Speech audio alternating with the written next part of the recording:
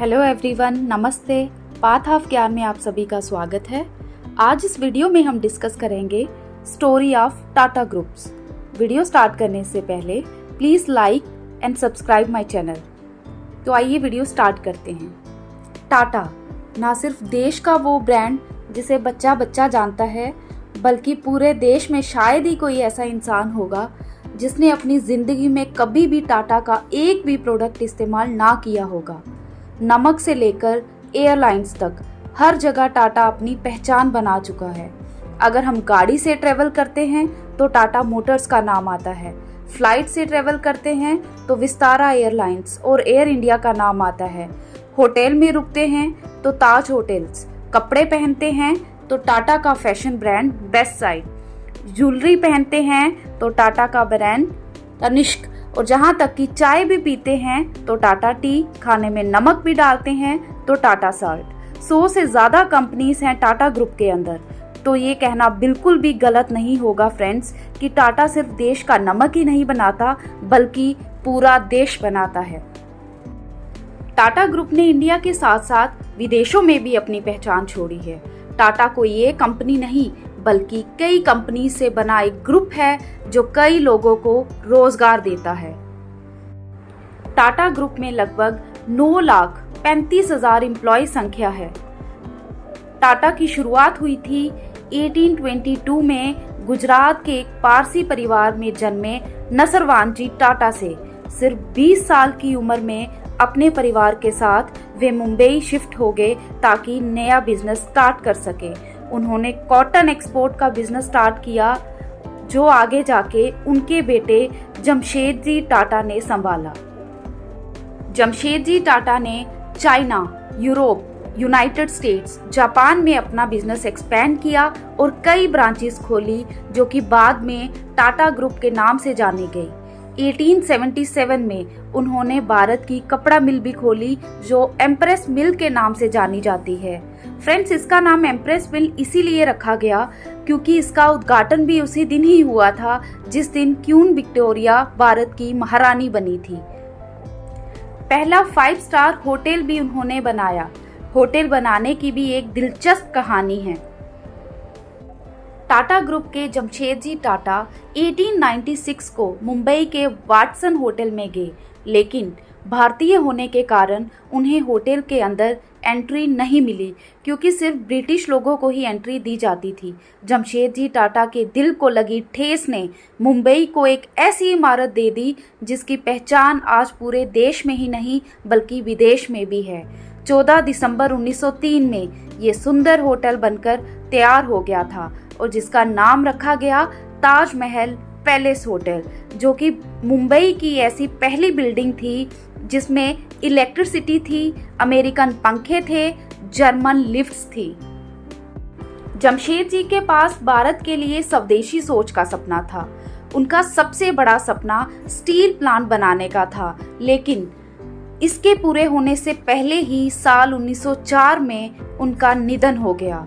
उनकी लेगेसी को मैच करना इवन आज तक मुश्किल है। उन्होंने बहुत ही बढ़िया लेगेसी बनाई थी प्रिंसिपल्स और एथिक्स की। उनके निधन के बाद उनके बेटे दोराबजी टाटा ने स्टील प्लांट बनाने की चुनौती को संभाला और कई नए प्रोजेक्ट शुरू किए। उन्होंने टाटा स्टील को एक्सपेंड किया और 1907 में स्टील का उत्पादन भी शुरू कर दिया। भारत स्टील प्लांट बनाने वाला एशिया का पहला देश बना। उन्होंने ही टाटा स्टील को देश का सबसे बड़ा स्टील सप्लायर बनाया। आपकी जानकारी के लिए कोलकाता के आइकॉनिक हावड़ा ब्रिज की मैन्युफैक्चरिंग पर 85% तक का स्टील टाटा स्टील प्लांट से ही था।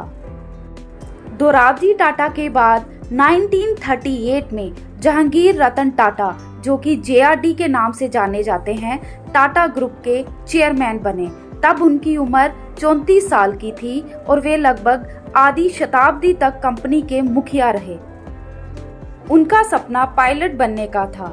JRD ही भारत में पहले पायलट बनने वाले व्यक्ति थे और उन्होंने ही भारत की पहली एयर मेल सर्विस शुरू की जो आगे चलकर भारत की पहली एयरलाइंस टाटा एयरलाइंस बनी, जिसे आज हम एयर इंडिया के नाम से जानते हैं।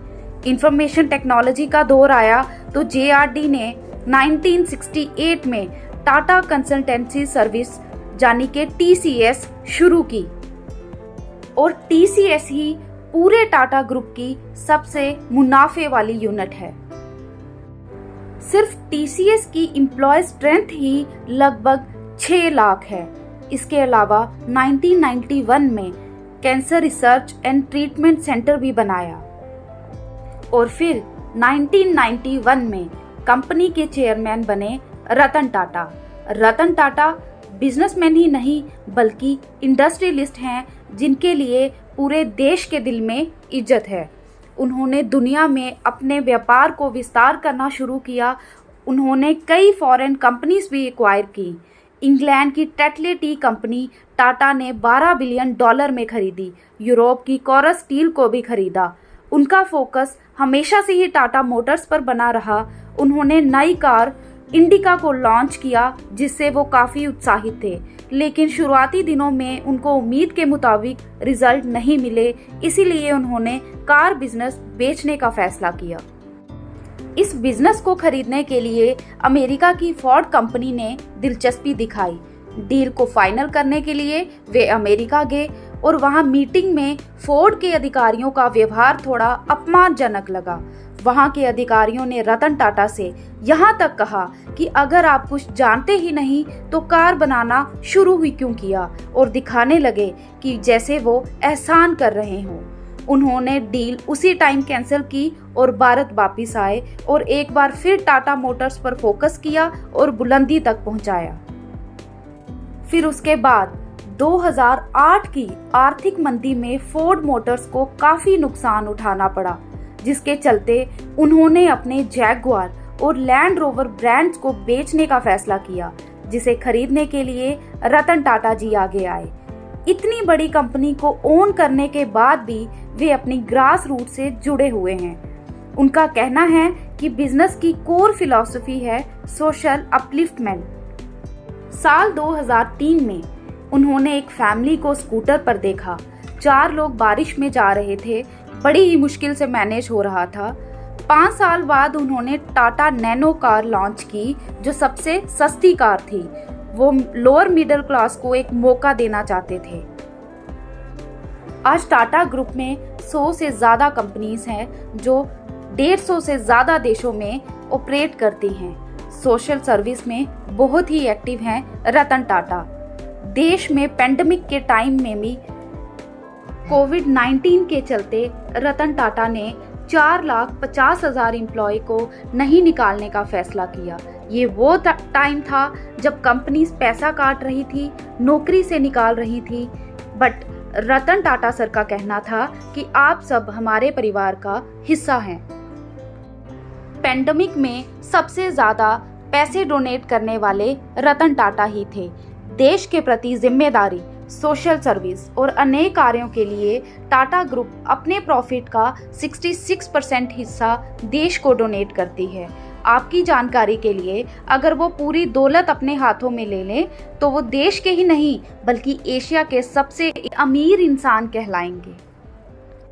रतन टाटा सर को 2 सबसे प्रेस्टिजियस अवार्ड मिले हैं, साल 2000 में पद्म भूषण और साल 2008 में पद्म विभूषण। अब इसके बाद भारत रत्न ही आता है एंड आई एम श्योर वो भी उन्हें बहुत ही जल्द मिलेगा, क्योंकि उनका काम काबिले तारीफ हैं जो उनको महान बनाता है। 28 दिसंबर 2012 को रतन टाटा जी ने 75 साल की उम्र में इस्तीफा दिया और साइरस मिस्त्री को चेयरमैन बनाया, लेकिन फिर बाद में 2017 में नटराजन चंद्रशेखरन को चेयरमैन बनाया गया। तो ये थी स्टोरी टाटा ग्रुप्स की।